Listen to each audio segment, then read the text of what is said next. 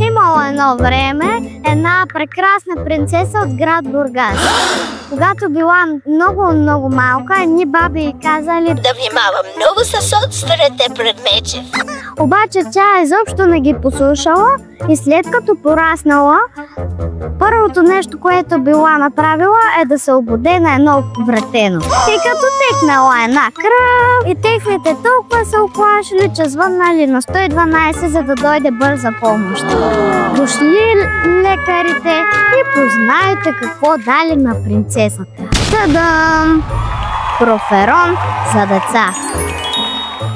Този път тя послушала възрастните и пила редовно проферон за деца и само седмица по-късно тя забравила за инцидента. И каква е полуката, деца? Очаквам да ми напишете долу в коментарите.